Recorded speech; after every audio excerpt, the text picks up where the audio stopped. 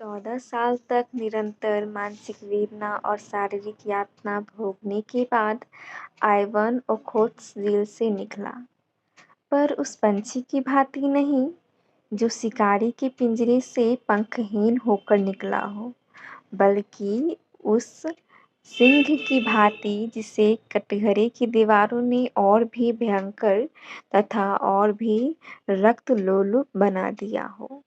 उसके अंतस्तल में एक दर्व ज्वाला उमड़ रही थी, जिसने अपने ताप से उसके बलिष्ठ शरीर, सुडौल अंग-प्रत्यंग और लहराती हुई अभिलाषाओं को झुलस डाला था, और आज उसके अस्तित्व का एक-एक अणु एक-एक चिंगारी बना हुआ था।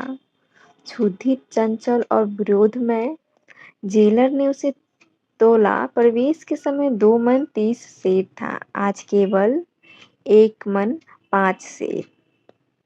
जेलर ने सहानुभूति दिखाकर कहा, तुम बहुत दुर्बल हो गए हो आइवन। अगर जरा भी पथ्य हुआ तो बुरा होगा। आइवन ने अपने हड्डियों के ढांचे को विजय भाव से देखा और अपने अंदर एक अग्निमय प्रवाह का अनुभव करता हुआ बोला, कौन कहता है मैं दुर्बल हो गया हूँ? तुम खुद देख रहे होगे। दिल की आग जब तक नहीं बुझेगी, आइवन नहीं मरेगा जेलर। 100 वर्ष तक नहीं, विश्वास रखिए। आइवन इसी प्रकार बहकी-बहकी बातें किया करता था, इसलिए जेलर ने उसे ज़्यादा परवाह न की। सब उसे विक्षिप्त समझते थे। कुछ लिखा पढ़ा हो जाने के बाद उसके कपड़े और पुस्तकें मंगवाई गई, और वे सारे सूट अब उसे उतारे हुए से लगते थे। कोटों की जेबों में कई नोट निकले, कई नगद रुबेल। उसने सब कुछ वहीं जेल के वार्डरों और निम्न कर्मचारियों को दे दिया, मानो उसे कोई राज्य मिल गया हो। जेलर ने कहा, यह नहीं हो सकता आइवन, तुम सरकारी आदमियों को रिश्वत नहीं दे सकते। आइवन साधु भाव से हंसा, यह रिश्वत नहीं है जेलर, इन्हें रिश्वत देकर अब मुझे इनसे क्या लेना देना है। अब ये अप्रसन्न होकर मेरा क्या बिगाड़ लेंगे और प्रसन्न होकर मुझे क्या दे देंगे। यह उन कृपाओं का धन्यवाद है जिनके बिना 14 साल तो क्या, मेरा यहाँ 15 घंटे रहना असहाय हो जाता। जब वह जेल के फाटक से निकला तो जेलर और सारे अन्य कर्मचारी उसके पीछे उसे मोटर तक पहुंचाने चले। 15 साल पहले आइवन मास्को के संपन्न और संभ्रांत कुल का दीपक था। उसने विद्यालय में उच्च शिक्षा पाई थी, खेल में अभ्यस्त था, निर्भीक था, उदार और अहृदय। दिल आईने की भांति निर्मल, सील का पुतला, दुर्बलों की रक्षा के लिए जान पर खेलने वाला, जिसकी हिम्मत संकट के सामने नंगी तलवार हो जाती। उसके साथ हेलेन नाम की एक युवती पढ़ती थी, जिस पर विद्यालय के सारे युवक परान देते थे।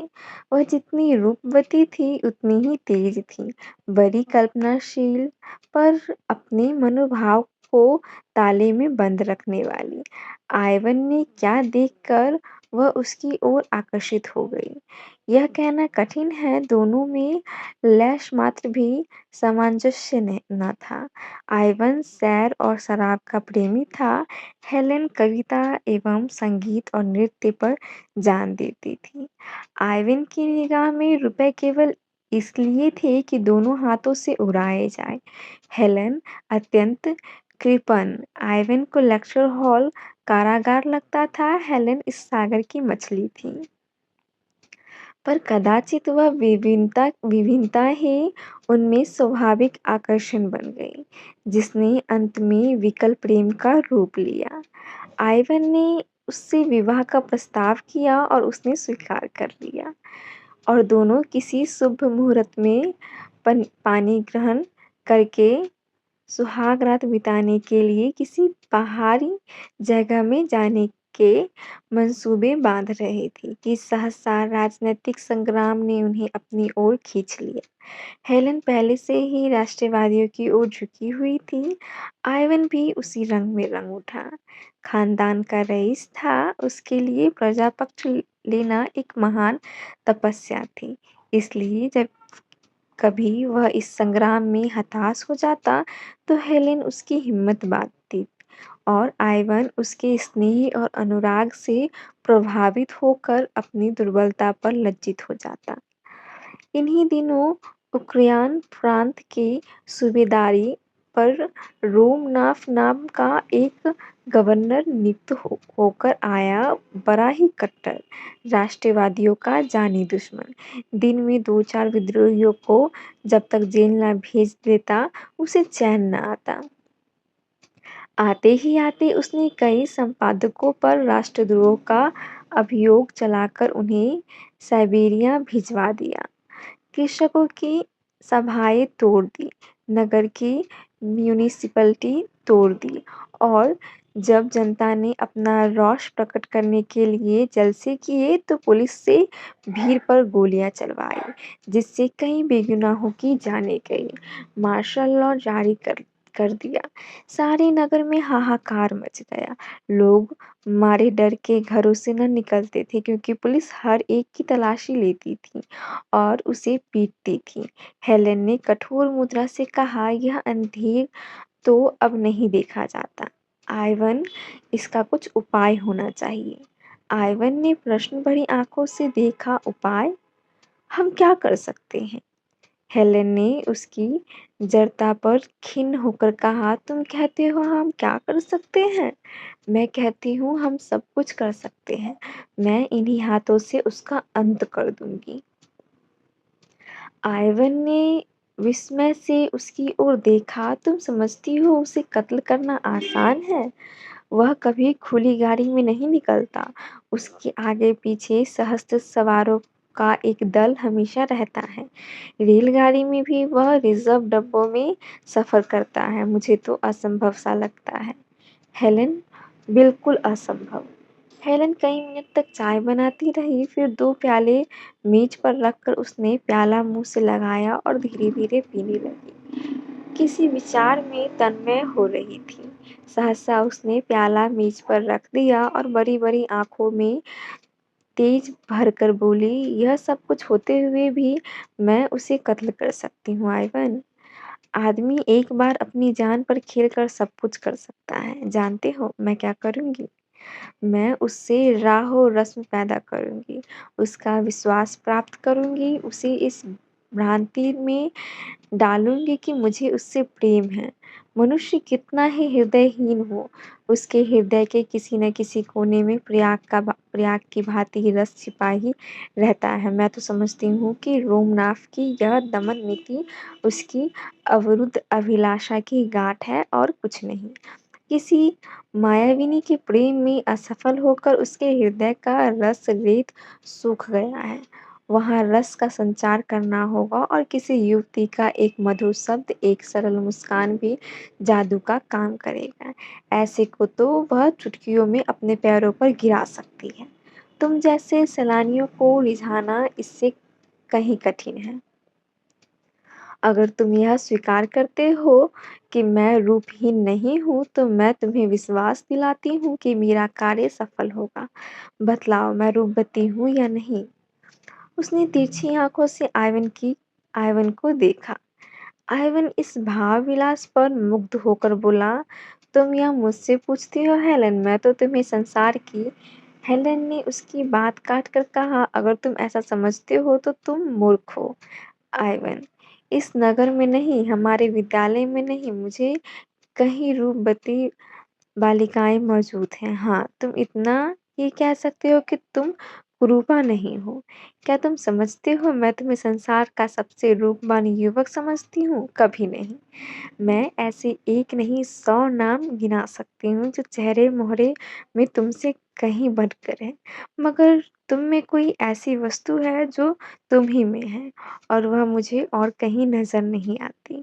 तो मेरा कार्यक्रम सुनो, 1 महीने तो मुझे उससे मेल करते लगेगा, फिर मेरे साथ सैर करने निकलेगा और तब एक दिन हम और वह दोनों रात को पार्क में जाएँगे और तालाब के किनारे बेंच पर बैठेंगे। तुम उसी वक़्त रिवॉल्वर लिए आज आ जाओगे और वहीं पृथ्वी उसके बोझ में हल्की हो जाएगी, जैसा हम पहले कर चुके हैं। आइवैन एक रईस का लड़का था और क्रांति में राजनीतिक से उसका हार्दिक प्रेम न था। हेलेन के स्वभाव से कुछ मानसिक सहानुभूति अवश्य पैदा हो गई थी और मानसिक सहानुभूति प्राणी को संकट में नहीं डालती। उसने प्रकट रूप से तो कोई आपत्ति नहीं की, लेकिन कुछ संदिग्धता भाव से बोला, यह तो सोचो हेलेन, इस तरह की हत्या कोई मनुष्य कृति है। हेलेन ने तीखेपन से कहा, दूसरों के साथ मनुष्य व्यवहार नहीं करता, उसके साथ हम क्यों मनुष्य व्यवहार करें? क्या वह सूर्य की भांति प्रकट नहीं है कि आज सैकड़ों परिवार इस राक्षस के हाथों तबाह हो गए हैं? कौन जानता है इसके हाथ कितने भी गुनाहों के खून से रंगे हुए हैं। ऐसे व्यक्ति के साथ किसी तरह की रियायत करना असंगत है। तुम ना जाने क्यों इतने ठंडे हो। मैं तो उसके दुष्टाचरण को देखती हूँ तो मेरा रक्त खौलने लगता है। मैं सच कहती हूँ, जिस वक्त उसकी सवारी निकलती है मेरी बोटी बोटी हिंसा के आवेग से कांपने लगती है। अगर मेरे सामने कोई उसकी खाल भी खींच ले तो मुझे दया न आए। अगर तुम में इसका साहस नहीं तो कोई हर्ज नहीं। मैं खुद सब कुछ कर लूँगी। हाँ, देख लेना मैं कैसे उस कुत्ते को जहन्नुम पहुँचाती हूँ। हेलेन का मुखमंडल हिंसा के आवेग से लाल हो गया। आइवन ने लज्जित होकर कहा, नहीं, नहीं, यह बात नहीं है हेलेन। मेरा यह आशय न था कि मैं इस काम में तुम्हें सहयोग न दूँगा। मुझे आज मालूम हुआ कि तुम्हारी आत्मा देश की दुर्दशा से कितनी विकल है, लेकिन मैं फिर यही कहूँगा कि यह काम इतना आसान नहीं है और हमें बड़ी सावधानी से काम लेना पड़ेगा। हेलेन ने उसके कंधों पर हाथ रखकर कहा, तुम इसकी कुछ चिंता न करो आइवन, संसार में मेरे लिए जो वस्तु सबसे प्यारी है, उसे दाँव पर रखते हुए क्या मैं सावधानी से काम न लूँगी? लेकिन तुमसे एक याचना करती हूँ, अगर इस बीच में कोई ऐसा काम करूँ जो तुम्हें बुरा मालूम हो तो मुझे क्षमा करोगे ना? आइवैन ने विस्मय भरी आँखों से हेलेन के मुख की ओर देखा। उसका आशय उसकी समझ में न आया। हेलेन डरी। आइवैन कोई नई आपत्ति तो नहीं खड़ी करना चाहता। आश्वासन के लिए अपने मुख को उसके आतुर आधारों के समीप ले जाकर बोली, प्रेम का अभिनय करने में मुझे वह सब कुछ करना पड़ेगा जिस पर एकमात्र तुम्हारा ही अधिकार है। मैं डरती हूँ कहीं तुम मुझ पर संदेह न करने लगो। आइवन ने उसे करपास में लेकर कहा, यह असंभव है हेलेन, विश्वास प्रेम की पहली सीढ़ी है। अंतिम शब्द करते करते उसकी आंखें झुक गई। इन शब्दों में उदारता का जो आदर्श था वह उस पर पूरा उतरेगा या नहीं, यह यही सोचने लगा। इसके 3 दिन पीछे नाटक का सूत्रपात हुआ। हेलेन अपने ऊपर पुलिस की निराधार संदेह की फरियाद लेकर रोमनाथ से मिली और उसे विश्वास दिलाया कि पुलिस के अधिकारी उसे केवल इसलिए असंतुष्ट हैं कि उनके कलुषित प्रस्तावों को ठुकरा रही हैं।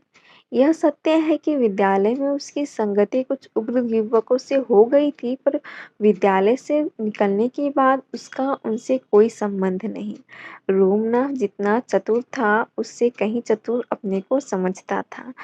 अपने 10 साल के अधिकारी जीवन में उसे किसी ऐसी रमणी से साबिका न पड़ा था, जिससे उसके ऊपर इतना विश्वास करके अपने को उसकी दया पर छोड़ दिया हो। किसी धन लोलुप की भांति सहसा यह धन राशि देखकर उसकी आंखों पर पर्दा पड़ गया। अपनी समझ में तो वह हेलेन से उग्र युवकों के विषय में ऐसी बहुत सी बातों का पता लगाकर फूला न समाया जो खुफिया पुलिस वालों को बहुत सिर मारने पर भी ज्ञात न हो सकी थी। पर इन बातों में मिथ्या का कितना मिश्रण है वह न भाप सका। इस आध घंटे में एक युवती ने एक अनुभवी अफसर को अपने रूप की मदिरा से उन्मत्त कर दिया था।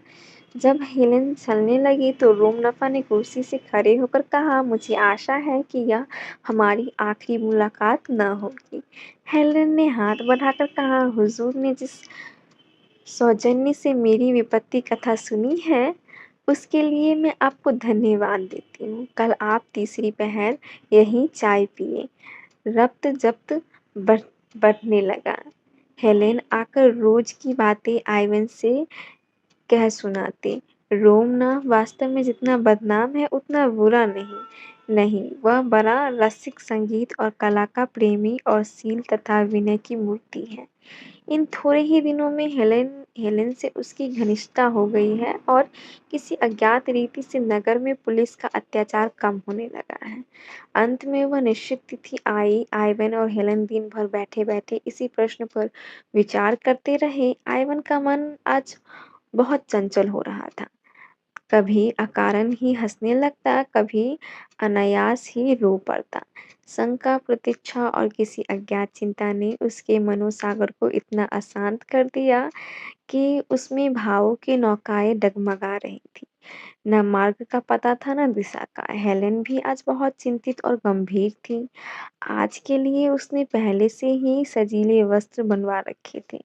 रूप को अलंकृत करने के न जाने किन-किन विधानों का प्रयोग कर रही थी। पर इसमें किसी योद्धा का उत्साह नहीं, कायर का कंपन था। सहसा आइवन ने आँखों में आँसू भरकर कहा, तुम आज इतनी मायाविनी हो गई हो हेलेन कि मुझे न जाने क्यों तुमसे भय हो रहा है। हेलेन मुस्काई। उस मुस्कान में करुणा भरी हुई थी। मनुष्य को कभी-कभी कितने ही अप्रिय कर्तव्यों का पालन करना पड़ता है आइवन। आज मैं सुधा से विष का काम करने जा रही हूँ। अलंकार का ऐसा दुरुपयोग तुमने कहीं और देखा है? आइवन उड़े हुए मन से बोला, इसी को राष्ट्र जीवन कहते हैं। यह राष्ट्र जीवन है, यह नर्क है, मगर संसार में अभी कुछ दिन और उसकी ज़रूरत रहेगी। यह अवस्था जितनी जल्द बदल जाए उतना ही अच्छा। पासा पलट चुका था। आइवन ने गर्म होकर कहा, अत्याचारियों को संसार में फैलते फलने-फूलने दिया जाए, जिससे एक दिन इनके काँटों के मारे पृथ्वी पर कहीं पाँव रखने की जगह न रहे। हेलेन ने कोई जवाब न दिया, पर उसके मन में जो अवसाद उत्पन्न हो गया था, वह उसके मुख पर झलक रहा था। राष्ट्र उसकी दृष्टि में सर्वोपरि था। उसके सामने व्यक्ति का कोई मूल्य न था। अगर इस समय उसका मन किसी कारण से दुर्बल भी हो रहा था, तो उसे खोल देने का उसमें साहस न था। दोनों गले मिलकर विदा हुए। कौन जाने यह अंतिम दर्शन हो। दोनों के दिल भारी थे और आंखें सजल। आइवन ने उत्साह के साथ कहा, मैं ठीक समय पर आऊँगा। हेलेन ने कोई जवाब न दिया। आइवन ने फिर अनुरोध कहा, खुदा से मेरे लिए दुआ करना हेलेन। हेलेन ने जैसे रोते हुए गले से कहा, मुझे खुदा पर भरोसा नहीं। मुझे तो है, कब से, जब से मौत मेरी आंखों के सामने खड़ी हो गई। वह बैग के साथ चला गया। संध्या हो गई थी और 2 घंटे के बाद ही उस कठिन परीक्षा का समय आ गया, जिससे उसके प्राण काँप रहे थे। वह कहीं एकांत में बैठकर सोचना चाहता था। आज उसे ज्ञात हो रहा है कि वह स्वाधीन नहीं है। बड़ी मोटी जंजीर उसके एक-एक अंग को जकड़े हुए थी। उन्हें वह कैसे तोड़े? 10 बज गए थे। हेलेन और रोमनाथ पार्क के एक कुंज में बेंच पर बैठे हुए थे। तेज बर्फीली हवा चल रही थी। चाँद किसी छिन्न आशा की भांति बादलों में छिपा हुआ था। हेलेन ने इधर-उधर सशंक नेत्रों से देखकर कहा, अब तो देर हो गई, यहाँ से चलना चाहिए। रोमनाथ ने बेंच पर पाँव फैलाते हुए कहा, अभी तो ऐसी देरी नहीं हुई हेलेन। कह नहीं सकता जीवन के यह क्षण स्वप्न है या सत्य। लेकिन सत्य भी है तो स्वप्न से अधिक मधुर और स्वप्न भी है तो सत्य से अधिक उज्जवल। हेलेन बेचैन होकर उठी और रोमनाथ का हाथ पकड़कर बोली, मीरा जी, आज कुछ चंचल हो रहा है, सिर में चक्कर सा आ रहा है, चलो मुझे मेरे घर पहुँचा दो। रोमनाथ ने उसका हाथ पकड़कर अपने बगल में बैठाते हुए कहा, लेकिन मैंने मोटर तो 11 बजे बुलाई है। हेलन के मुंह से चीख निकल गई, 11 बजे? हाँ, अब 11 बजे चलते हैं।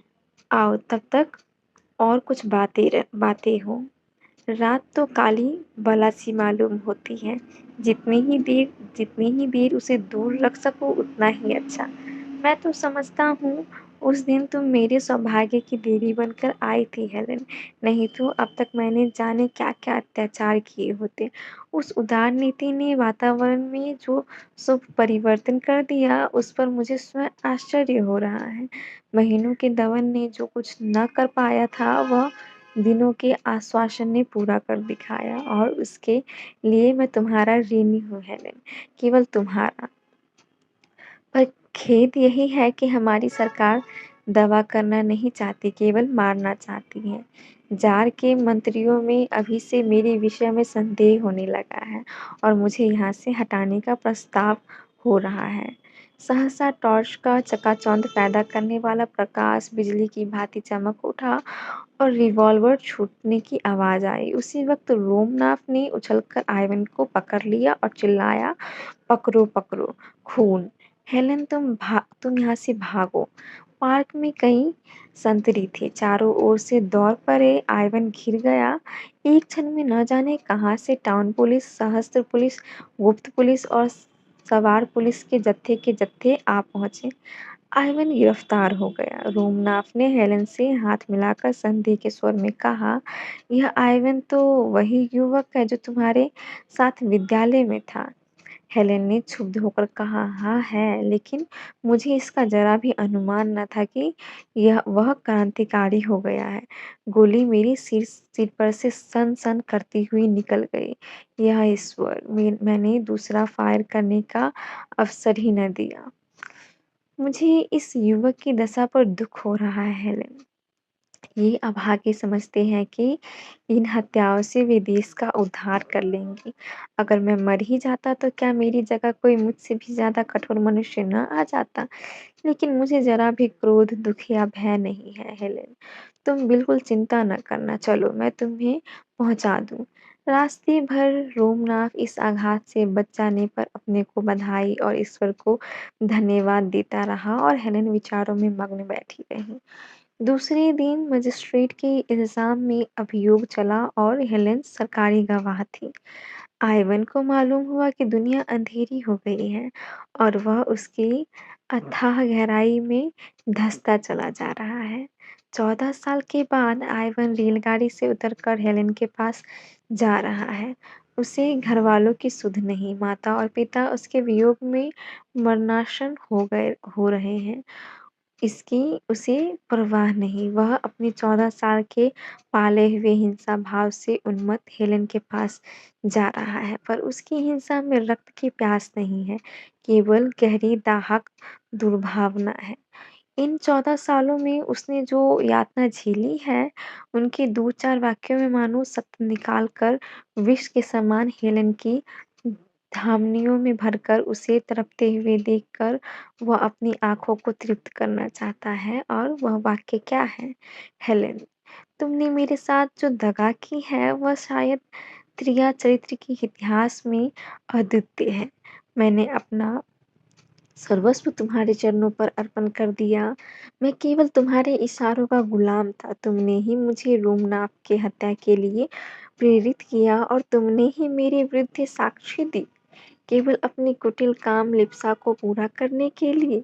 मेरे विरुद्ध कोई दूसरा प्रमाण न था। रोमनाथ और उसकी सादी पुलिस भी झूठी शहादतों से मुझे परास्त न कर सकती थी, मगर तुमने केवल अपनी वासना को तृप्त करने के लिए, केवल रोमनाथ के विषाक्त आलिंग का आनंद उठाने के लिए मेरे साथ यह विश्वासघात किया।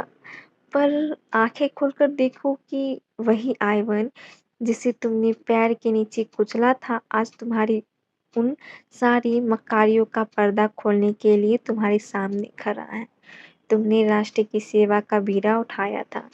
तुम अपने को राष्ट्र की वेदी पर होम कर देना चाहती थी, किंतु कुछ कुत्सित कामनाओं के पहले ही प्रलोभन में तुम अपने सारे बहुरूप को तिलांजलि देकर भोग लालसा की गुलामी करने पर उतर गई। अधिकार और समृद्धि के पहले ही टुकड़े पर तुम दुमहिलाती हुई टूट पड़ी। धिक्कार है तुम्हारी इस भोग लिप्सा को, तुम्हारे इस कुत्सित जीवन को। संध्या काल था। पश्चिम के क्षितिज पर दिन की चिता जलकर ठंडी हो रही थी और रोमनाथ के विशाल भवन में हेलेन की अर्थी को ले जाने की तैयारियां हो रही थी। नगर के नेता जमा थे और रोमनाथ अपने शोक कंपित हाथों से अर्थी को पुष्प हारों से सजा रहा था एवं उन्हें अपने आत्मजल से शीतल कर रहा था। उसी वक्त आयवन उन्मत्त द्वेष में दुर्बल झुका हुआ सिर के बाल बढ़ाए कंकाल सा आकर खड़ा हो गया। किसी ने उसकी ओर ध्यान न दिया। समझे कोई भिक्षुक होगा जो ऐसे अवसरों पर दान के लोभ से आ जाया करते हैं। जब नगर के विस्प ने अंतिम संस्कार समाप्त किया और मरियम की बेटियां नए जीवन के स्वागत पर गीत गा चुकी, तो आयवन ने अर्थी के पास जाकर आवेश से कांपते हुए स्वर में कहा, यह वह दुष्टता है जिसे सारी दुनिया की पवित्र आत्माओं की शुभकामनाएं भी नर्क की यातना से नहीं बचा सकती। वह इस योग्य थी कि उसकी लाश कई आदमियों ने दौड़कर उसे पकड़ लिया और धक्के देते हुए फाटक की ओर ले चले। उसी वक्त रोमनाथ ने आकर उसके कंधे पर हाथ रख दिया और उसे अलग ले जाकर पूछा, दोस्त, क्या तुम्हारा नाम क्लॉडियस आइवनाफ है? हाँ, तुम वही हो। मुझे तुम्हारी सूरत याद आ गई। मुझे सब कुछ मालूम है, रत्ती-रत्ती मालूम है। हेलेन ने मुझसे कोई बात नहीं छिपाई। अब वह इस संसार में नहीं है। मैं झूठ बोलकर उसकी कोई सेवा नहीं कर सकता। तुम उस पर कठोर शब्दों का प्रहार करो या कठोर आघातों का, वह समान रूप से शांत रहेगी। लेकिन अंत समय तक वह तुम्हारी याद करती रही। उस प्रसंग की स्मृति उसे सदैव रुलाती रहती है। उसके जीवन की यह सबसे बड़ी कामना थी कि तुम्हारे सामने घुटने टेक कर क्षमा की याचना करे। मरते-मरते उसने यह वसीयत की कि जिस तरह भी हो उसके यह विनय तुम तक पहुँचाऊँ कि वह तुम्हारी अपराधिनी है और तुमसे क्षमा चाहती है। क्या तुम समझते हो, जब वह तुम्हारे सामने आँखों में आँसू भरे आती और तुम्हारा हृदय पत्थर होने पर भी न पिघल जाता, क्या उस समय भी तुम्हें दीन याचना की प्रतिमा सी खरी नहीं दिखती? चलकर उसका मुस्कुराता हुआ चेहरा देखो। मौसियों आइवन, तुम्हारा मन अब भी उसका चुंबन लेने के लिए विकल हो जाएगा। मुझे जरा भी ईर्ष्या न होगी। उस फूलों की सेज पर लेटी हुई वह ऐसी लग रही है मानो फूलों की रानी हो। जीवन में उसकी एक ही अभिलाषा अपूर्ण रह गई आइवन, वो तुम्हारी क्षमा है। प्रेमी हृदय बड़ा उदार होता है आइवन, वह क्षमा और दया का सागर होता है। ईर्ष्या और दंभ के गंदे नाले उसमें मिलकर उतने ही विशाल और पवित्र हो जाते हैं।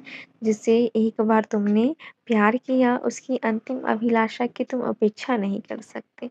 उसने आयवन का हाथ पकड़ा और सैकड़ों कुतूहलपूर्ण नेत्रों के सामने उसे लिए हुए अर्थी के पास आया और ताबूत का ऊपरी तख्ता हटाकर हेलेन का शांत मुखमंडल उसे दिखा दिया।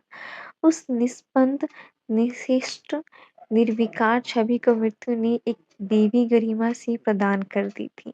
मानो स्वर्ग की सारी विभूतियां उसका स्वागत कर रही हैं। आयवन की कुटिल आंखों में एक दिव्य ज्योति सी चमक उठी और वह उस दृश्य सामने खिंच गया। जब उसने हेलेन को प्रेम से आलिंगित किया तो अपने हृदय के सारे अनुराग और उल्लास को पुष्पों में गुंथ कर उसके गले में डाल दिया।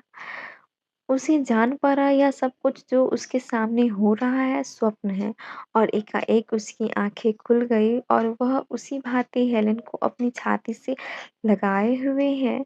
उस आत्मानंद के एक क्षण के लिए क्या वह फिर 14 साल का कारावास झेलने के लिए न तैयार हो जाएगा? क्या वह भी उसके जीवन की सबसे दुखद घड़ियां घड़ियां वही न थी जो हेलेन के साथ गुज़री थी और क्या उन घड़ियों के अनुपम आनंद को वह इन 14 सालों में भी भूल सकता था?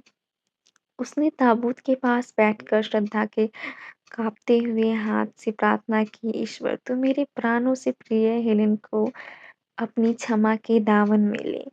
और जब वह ताबूत को कंधों पर लिए चला, तो उसकी आत्मा लज्जित थी। उस अपनी संकीर्णता पर, अपनी उद्विग्नता पर, अपनी नीचता पर और जब ताबूत कब्र में रख दिया गया, तो वह वहाँ बैठकर न जाने कब तक रोता रहा। दूसरे दिन रोमनाथ जब फ़ातिहा पढ़ने आया तो देखा आयवन सिजदे में सिर झुकाए हुए और उसकी आत्मा स्वर्ग को प्रयाण कर चुकी है।